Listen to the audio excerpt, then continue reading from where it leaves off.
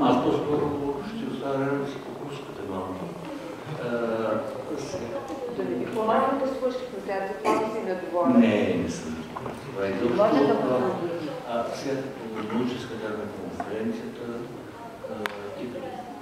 нито Жиловето, принципство на съда, което е задържано в болницата, лято всъщност, че Жилова е навсякъде. Той вече, аз казвам, че той е навсякъде, но той е не само навсякъде, но и тук. J'ai dit que tu es partout, mais tout d'un coup ici, donc tu vas venir aujourd'hui.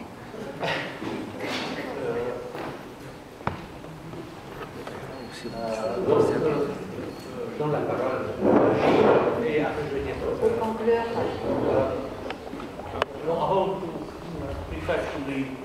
Преди това искам да благодаря наистина на всички, преди всичко на Едуард Петър, на нашите френски домакини, на всички, които положиха толкова усилия, без усилватели, освен собствените си мисли, дали да кажат толкова интересни неща. Някакси, може би, изведнъж се оказа, че е по-трудно да решим какво е човека, отколкото как да го усилваме и така нататък, и така нататък. И това са моите общо впечатления, както и от името на ИКСИ. Да.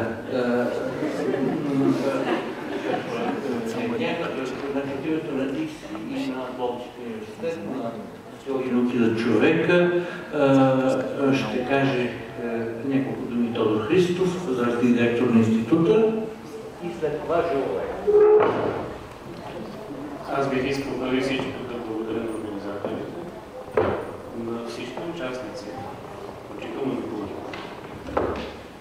И тъй като времето напредна много, за да има време за дълги обобщаващи думи, ще кажа, че има особена полза от конференции, които събират хора, идващи от различни дисциплини и следващи различни изследователски политики.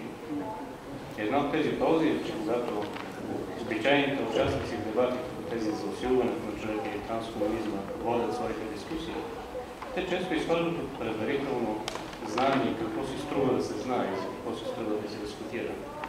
Струва ми се, че днес дискутирахме много знания, каквито обикновено изглежда, че не си струва да се знаят такива дискусии. Например, екологичната интенция, допира. Телата, които имат толкова ниска стойност, че могат да бъдат използвани дори когато не са непременно обитаеми. Различните форми на право да се взима решение екс-анте за бъдещи поколения. Дори форми като начините, по които подобни решения вплитат в себе си утопии, метафори или страхове, засегащи машината и човешкото. Струва се, че предимството на увеличането на всички подобни знания в мисленето на проблемите по усилването на човека е такова, че то би ни дало възможност да открием сенките, които преследват иначе бляскавата светлина на тези технологии, които доправят пътя към бъдещето. И всъщност това последно изречение се получи толкова сенческо, че предпочитам да спъдам тук, но ми се струва, че тази дискусия би показала съществената полза от събирането на хора с принципно различни изследователски политики. И още веднъж благодаря на всички участници. С това давам думата на Жилова.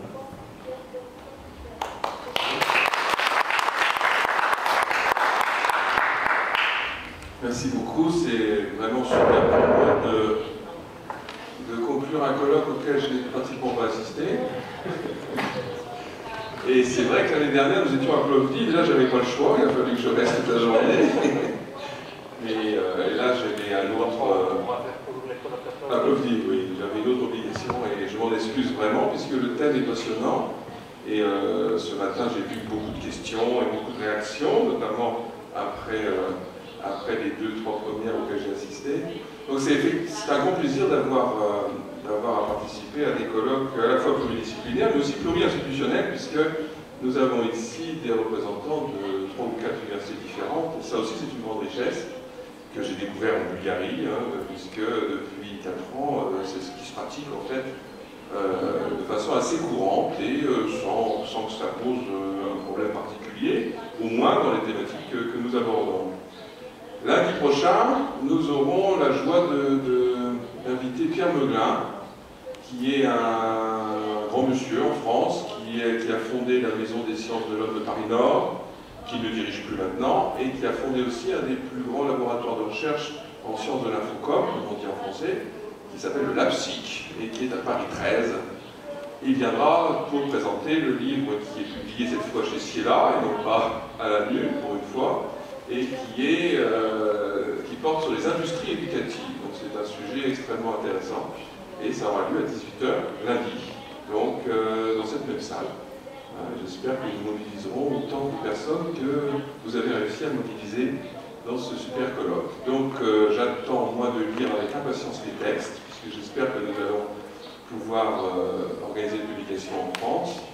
Et je vous remercie énormément pour cette participation. Je remercie les étudiants et le public qui sont là et qui ont tenu jusqu'au bout. C'est toujours un challenge. Quand j'étais étudié moi-même, j'avais une tendance à m'endormir dans les colloques. Et mon directeur de thèse me regardait de loin comme ça pour que quelqu'un me fasse. Donc c'est pas quelque chose de complètement, comment dire, décalé. Hein, c'est quelque chose d'un petit peu naturel, évidemment, quand on essaie de maintenir sa perception, et on n'est pas augmenté à ce point-là en tout cas. Donc merci beaucoup à tous et à bientôt.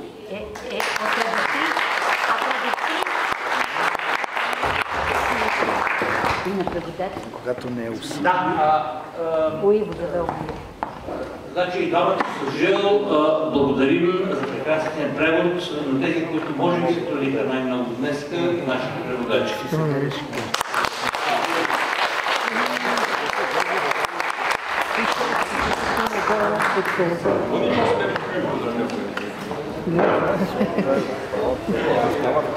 On s'habitue.